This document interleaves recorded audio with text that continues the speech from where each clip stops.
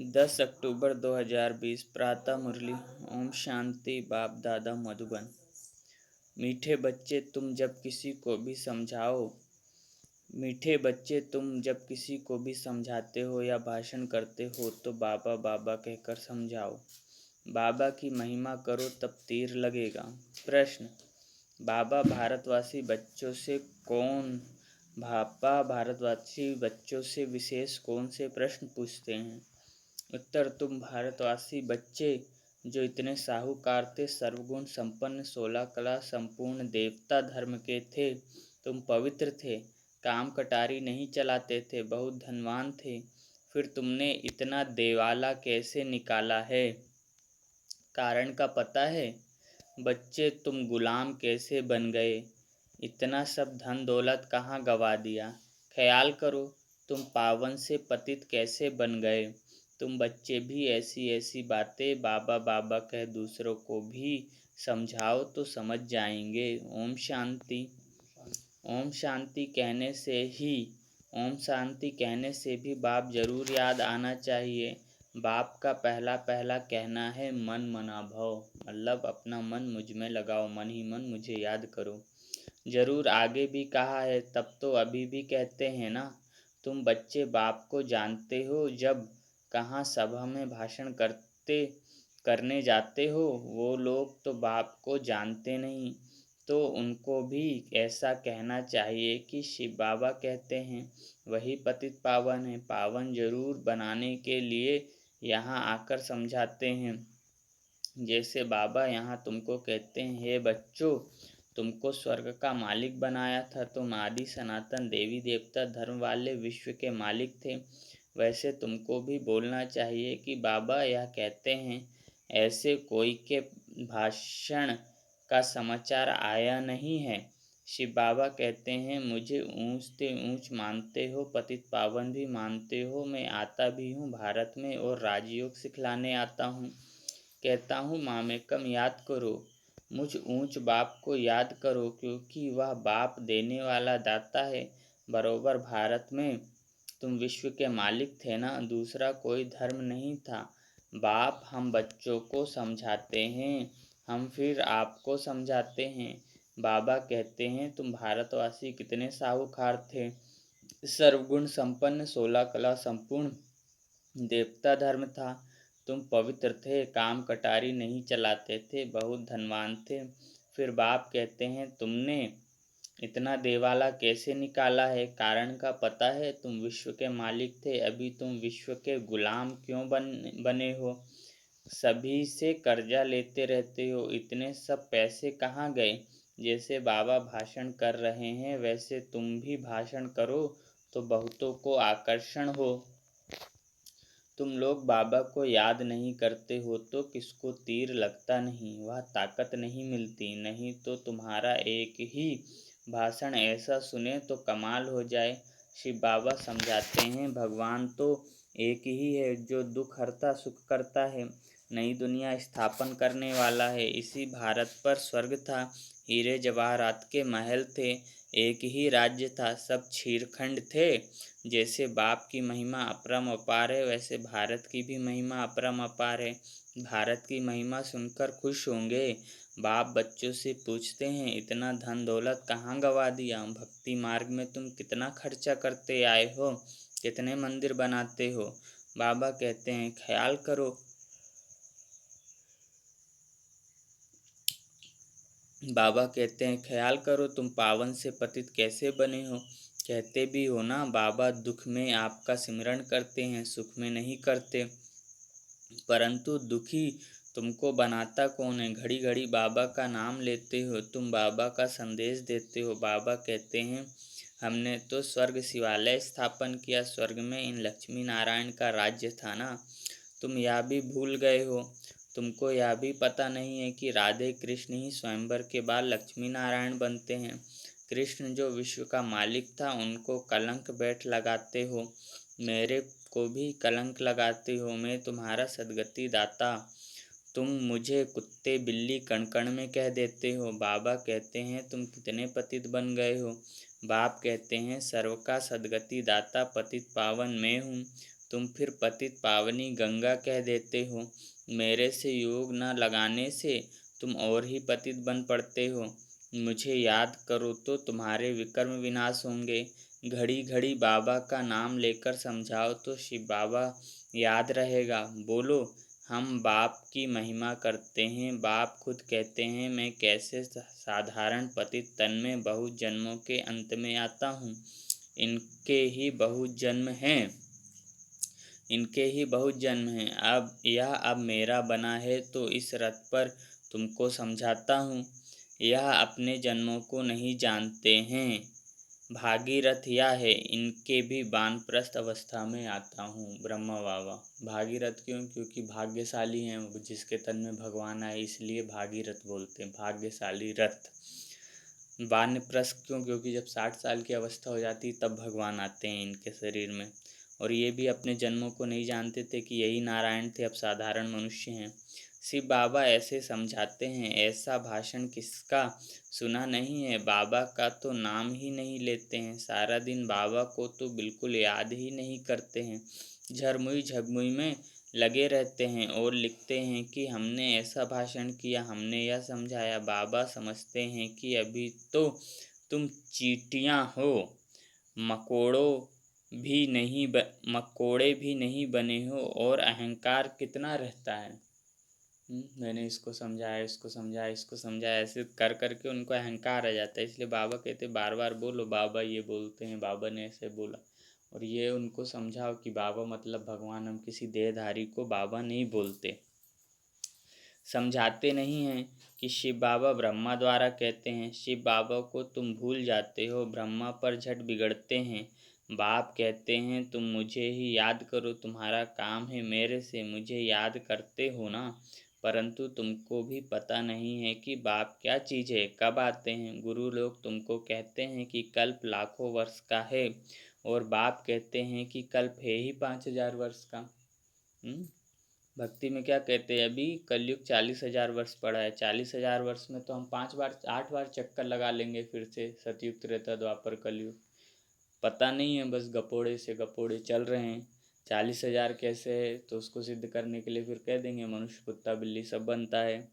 जबकि अभी तो ख़त्म होने वाला है कलयुग, क्योंकि अभी घोर कलयुग चल रहा है। पुरानी दुनिया सो फिर नई होगी, नई सो पुरानी होती है। अब नई दिल्ली कहाँ है? दिल्ली तो जब परिस्तान होगी तब नई दिल्ली होगी। परिस्तान अर्थात दिल्ली ही राजधानी होगी कृष्ण की, लेकिन जब वो सतयुग में प्रिंस बनेगा और उसका नाम होगा परिस्तान। नई दुनिया में नई दिल्ली थी, जमुना घाट पर, उन पर लक्ष्मी नारायण के महल थे। परिस्तान था, अभी तो कब्रिस्तान होना है, सब दफन हो जाने हैं। इसलिए बाप कहते हैं मुझ ऊंचते ऊंच बाप को याद करो तो पावन बनेंगे। हमेशा ऐसे बाबा बाबा कहकर समझाओ। बाबा नाम नहीं लेते हो, इसलिए तुम्हारा कोई सुनते नहीं है। बाबा की याद ना होने से तुम्हारे में जौहर नहीं भरता। देह अभिमान में तुम आ जाते हो। बांधेलियाँ जो मार खाती हैं वह तुमसे जास्ती याद में रहती हैं। कितना पुकारती हैं बांधेलियाँ, मतलब जिनके पति या घर वाले जाने नहीं देते सेंटर, वो भगवान को याद तो करती हैं, खींच होती है, बार बार याद होती है। बाप कहते हैं तुम सब द्रौपदियाँ हो ना। हमारा चीरहरण तो हो ही रहा है विकारों से, तो भगवान हमें छुड़ाने आए। अब तुमको नगन होने से बचाते हैं। बोले पवित्र बनो तो नगन होने से बचा ही रहे। माताएं भी ऐसी कोई होती हैं जिसको कल्प पहले भी पूतना आदि नाम दिए थे, तुम भूल गए हो। मतलब भगवान का बनने के बाद भी चाल चलन और चरित्र में कोई सुधार नहीं होता, इसलिए उसको पूतना बोलते हैं। बाप कहते हैं भारत जब शिवालय था तो उसे स्वर्ग कहा जाता था। यहाँ फिर जिनके पास मकान विमान आदि हैं वह समझते हैं हम स्वर्ग में हैं। कितने मूढ़मती हैं, हर बात में बोलो बाबा कहते हैं। यह हठयोगी तुमको मुक्ति थोड़े ही दे सकते हैं, जबकि सर्व का सद्गति दाता एक है। फिर गुरु किस लिए करते हो? क्या तुमको सन्यासी बनना है या हठयोग सीख कर ब्रह्म में लीन होना है? लीन तो कोई हो नहीं सकता। पाठ सबको बजाना है, सब एक्टर्स अविनाशी है, या अनादि अविनाशी ड्रामा है। मोक्ष किसको मिल कैसे सकता है? बाप कहते हैं मैं इन साधुओं का भी उद्धार करने आता हूँ। फिर पतित पावनी गंगा कैसे हो सकती? पतित पावन तुम मुझे कहते हो ना। तुम्हारा मेरे से योग टूटने से यह हाल हुआ है। अब फिर मेरे से योग लगाओ तो विकर्म विनाश होंगे। मुक्ति धाम में पवित्र आत्माएं रहती हैं। मुक्तिधाम अर्थात घर, ब्रह्मलोक, ब्रह्म तत्व, परम धाम, शांति धाम, मुक्ति धाम, घर आत्माओं का। कोई भी आप पवित्र आत्मा, पतित आत्मा वहाँ जा नहीं सकती। इसलिए सबको कर्म भोग से या कर्म योग से पावन बन के ही जाना है। हमें ये मौका मिला है कि हम योग बल से पावन बन के जाएं, नहीं तो अंत में बहुत सजा खानी पड़ेगी। अभी तो सारी दुनिया पतित है, पावन दुनिया का तुमको मालूम ही नहीं है। तुम सब पुजारी हो, पूज्य एक भी नहीं। तुम बाबा का नाम लेकर सबको सुजाग कर सकते हो। बाप जो विश्व का मालिक बनाते हैं, उनकी तुम ग्लानि बैठ करते हो। श्री कृष्ण छोटा बच्चा सर्वगुण संपन्न, वह ऐसा धंधा कैसे बैठ करेगा? और कृष्ण सबका फादर कैसे सकता? भगवान तो एक होता है ना। जब तक मेरी श्रीमत पर नहीं चलेंगे तो कट कैसे उतरेगी? तुम सबकी पूजा करते करते हो तो क्या हाल हो गई? तुम सबकी पूजा करते रहते हो तो क्या हाल हो गई? इसलिए फिर मुझे आना पड़ता है। तुम कितने धर्म कर्म भ्रष्ट हो गए हो। धर्म भ्रष्ट इसलिए कि भक्ति भावना तो सब कुछ है, लेकिन चोरी भी करेंगे, पापाचार भी करेंगे, भ्रष्टाचार भी करेंगे, तो यही धर्म भ्रष्ट है। और कर्म भ्रष्ट है, कर्म भी श्रेष्ठ नहीं है, तो भक्ति से क्या फ़ायदा हुआ? तुम कितने धर्म कर्म भ्रष्ट हो गए हो। बताओ, हिंदू धर्म किसने कब स्थापन किया? भगवान पूछ रहे, बताओ हिंदू धर्म का स्थापक कौन है और कब किया? ऐसी अच्छी लड़का से भाषण करो। तुमको घड़ी घड़ी बाप याद ही नहीं आता है। कभी कभी कोई लिखते हैं, हमारे में तो जैसे बाबा ने आकर भाषण किया। बाबा बहुत मदद करते रहते हैं। तुम याद की यात्रा में नहीं रहते हो, इसलिए चीटी मार्ग की सेवा करते हो। बहुत छोटी छोटी सेवा हो रही है, क्योंकि भगवान को याद ही नहीं करते तो बल ताकत ही नहीं आता। बाबा का नाम लेंगे तभी किसको तीर लगेगा? बाबा समझाते हैं, बच्चे तुमने ही ऑलराउंडर 84 का चक्र लगाया है, तो तुमको ही आकर समझाना पड़े। मैं भारत में ही आता हूँ। जो पूज्य थे वही पुजारी बनते हैं, मैं तो पूज्य पुजारी नहीं बनता हूँ। बाबा कहते हैं या तो धुन लगा देनी चाहिए। बाबा कहते हैं, क्या कहते हैं? पवित्र बनो, योगी बनो। तुम जब ऐसे ऐसे भाषण करो, जब ऐसा हम सुने तब समझे कि अब तुम चींटियों से मकोड़े बने हो। मकड़ी जाल लगाती है जिसमें सब फंसते हैं। बाप कहते हैं, मैं तुमको पढ़ाता हूँ, तुम सिर्फ मामे कम याद करो। हमें सिर्फ एक ही काम करना, भगवान को याद करना। वो अपनी सेवा भी खुद ही करा लेगा, जिसको बोलना होगा वो बुलवा भी देगा, सब कुछ स्वतः ही। इस रथ द्वारा तुमको सिर्फ कहता हूँ कि मुझे याद करो। रथ को थोड़े ही याद करना है। बाबा ऐसे कहते हैं, बाबा यह समझाते हैं, ऐसे ऐसे तुम बोलो, फिर देखो तुम्हारा कितना प्रभाव निकलता है। बाप कहते हैं, देह सहित सभी संबंधों से बुद्धि का योग तोड़ो। अपनी देह भी छोड़ी तो बाकी रही आत्मा। अपने को आत्मा समझ मुझ बाप को याद करो। कई कहते हैं, अहम ब्रह्मास्मि, माया के हम मालिक हैं। बाप कहते हैं, तुम यह भी नहीं जानते कि माया किसको कहा जाता और संपत्ति किसको कहा जाता है। तुम धन को माया कह देते हो, माया विकार है, संपत्ति धन है। तुम धन को माया कह देते हो। ऐसे ऐसे तुम समझा सकते हो। बहुत अच्छे अच्छे बच्चे मुरली भी नहीं पढ़ते हैं। बहुत है जो योग करते हैं लेकिन मुरली नहीं पढ़ते। बाप को याद नहीं करते तो तीर नहीं लगता, क्योंकि याद का बल नहीं मिलता है।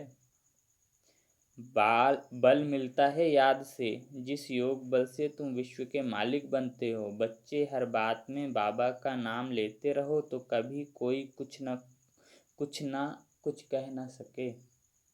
सर्व का भगवान बाप तो एक है, या सभी भगवान हैं। कहते हैं हम फलाने सन्यासी के फॉलोअर्स हैं। अब वह सन्यासी और तुम गृहस्थी, तो तुम फॉलोअर्स कैसे ठहरे? गाते भी हैं झूठी माया, झूठी काया, झूठा सब संसार। सच्चा तो एक ही बाप है, वह जब तक न आए तो हम सच्चे नहीं बन सकते। मुक्ति जीवन मुक्ति दाता एक ही है, बाकी कोई भी मुक्ति थोड़े ही देते हैं जो हम उनके बने। बाबा कहते हैं यह भी ड्रामा में था, अब सावधान हो आंखें खोलो। बाबा ऐसे कहते हैं, या कहने से तुम छूट जाएंगे, तुम्हारे ऊपर कोई बकवाद नहीं करेंगे। त्रिमूर्ति शिव बाबा कहना है, सिर्फ शिव नहीं, त्रिमूर्ति को किसने रचा? ब्रह्मा द्वारा स्थापना कौन कराते हैं? क्या ब्रह्मा क्रिएटर है? ऐसे ऐसे नशे से बोलो, तब काम कर सकते हो, नहीं तो देह अभिमान में बैठ भाषण करते हैं। बाप समझाते हैं, यह अनेक धर्मों का कल्प वृक्ष है। पहले पहले है देवी देवता धर्म, अब वह देवता धर्म कहाँ गया? लाखों वर्ष कह देते हैं, यह तो 5000 वर्ष की बात है। तुम मंदिर भी उन्हों के बनाते रहते हो। दिखाते हैं पांडव और कौरवों की लड़ाई लगी, पांडव पहाड़ पर गल मरे, फिर क्या हुआ? कौरव और पांडव दोनों लड़े, कौरव तो मैदान में ही मर गए और पांडव जाते जाते स्वर्ग जाते जाते गल मरे, तो क्या फ़ायदा हुआ? उस लड़ाई का अर्थ क्या निकला? महाभारत युद्ध का कोई अर्थ नहीं निकला। पांडव जिन्होंने राज्य पाने के लिए लड़ा वो भी मर गए, कौरव भी मर गए। अर्थ क्या है? कुछ मालूम नहीं है भक्ति में। पांडवों और कौरवों की लड़ाई लगी, पांडव पहाड़ों पर गल मरे, फिर क्या हुआ? मैं कैसे हिंसा करूँगा? भगवान बोल रहे मैं कैसे हिंसा करूँगा? तुम्हें कैसे कहूँगा कि तुम मारो? मैं तो तुमको अहिंसक वैष्णव बनाता हूँ। काम कटारी न चलाना, उसको ही वैष्णव कहते हैं। वह है विष्णु की वंशावली। वैष्णव अर्थात किसी भी विकार में नहीं जाना। हम यहाँ ब्राह्मण क्या सोचते हैं, हम दूसरे को छुआ नहीं खाएंगे, लहसुन प्याज नहीं खाते, नहा धो के खाते, तो हम वैष्णव हैं। ना वो ब्राह्मण है ना वैष्णव। जो पवित्र नहीं है वो ब्राह्मण भी नहीं है, जो स्वयं को परमात्मा को नहीं जानता वो ब्राह्मण नहीं है। अच्छा, मीठे मीठे सिकी लदे बच्चों प्रति मात पिता बाप दादा का याद प्यार और गुड मॉर्निंग। रूहानी बाप की रूहानी बच्चों को नमस्ते। हम रूहानी बच्चों की रूहानी माता पिता मम्मा बाबा बाप दादा को याद प्यार, गुड मॉर्निंग और नमस्ते। शुक्रिया बाबा, शुक्रिया आपका, पद्मा पदम शुक्रिया। धारणा के लिए मुख्य सार। पहला, सर्विस में सफलता प्राप्त करने के लिए अहंकार को छोड़ हर बात में बाबा का नाम लेना है। याद में रहकर सेवा करनी है। झरमुई झगमुई में अपना टाइम वेस्ट नहीं करना है। झरमुई झगमुई पहले भी बोला एक दिन इधर उधर की बातों में। दूसरा, सच्चा सच्चा वैष्णव बनना है। कोई भी हिंसा नहीं करनी है। देह सहित सभी संबंधों से बुद्धि योग तोड़ देना है। सच्चा सच्चा वैष्णव बनना है, कोई भी हिंसा नहीं करनी है, देह सहित सभी संबंधों से बुद्धि का योग तोड़ना है। मतलब मन से हमें कोई भी संबंध का खिंचाव नहीं हो, बाकी रहें सबके साथ, उठे बैठे बात व्यवहार सब, लेकिन मोह और लगाव नहीं होना चाहिए। वरदान, विश्व कल्याण के कार्य में सदा बिजी रहने वाले विश्व के आधारमूर्त भव। विश्व कल्याण के कार्य में सदा बिजी रहने वाले विश्व के आधारमूर्त भव। विश्व कल्याण करने के लिए हमें शुभ भावना शुभकामना रखनी है। विस्तार। विश्व कल्याणकारी बच्चे स्वप्न में भी फ्री नहीं रह सकते। जो दिन रात सेवा में बिजी रहते हैं उन्हें स्वप्न में भी कई नई नई बातें, सेवा के प्लान व तरीके दिखाई देते हैं। वो सेवा में बिजी होने के कारण अपने पुरुषार्थ के व्यर्थ से और औरों के भी व्यर्थ से बचे रहते हैं। उनके सामने बेहद विश्व की आत्माएं सदा इमर्ज रहती हैं। उन्हें जरा भी अलबेलापन आ नहीं सकता। ऐसे सेवादारी बच्चों को आधारमूर्त बनने का वरदान प्राप्त हो जाता है। स्लोगन है, संगम युग का एक एक सेकंड वर्षों के समान है, इसलिए अलबेलेपन में समय नहीं गवाओ। संगम युग का एक एक सेकंड वर्षों के समान है, इसलिए अलबेलेपन में समय नहीं गवाओ। क्यों ऐसा भगवान बोल रहे? क्योंकि हम 2500 वर्ष से भगवान को याद कर रहे हैं और वो आके हमें मिला है अभी। तो कितने समय तक हमारे साथ रहेगा? जितना हम जिंदा रहेंगे, 10 साल, 15 साल, 20 साल। तो 2500 वर्ष की अगर याद पुकार को हमें 40 साल में प्राप्त कर पूरा भोगना है पुकारे, इसलिए भगवान बोल रहे कि एक एक सेकंड वर्षों के बराबर है। क्योंकि प्राण कब छूट जाए पता ही नहीं, और 2500 वर्ष से पुकार रहे हो, आज मिला और आज भी शरीर छूट जाए तो हम तो उसका प्रेम और सुख और शांति सब भोग ही नहीं पाए। ऐसा है। स्लोगन, संगम युग का एक एक सेकंड वर्षों के समान है, इसलिए अलबेलेपन में समय नहीं गवाओ। अच्छा, ओम शांति।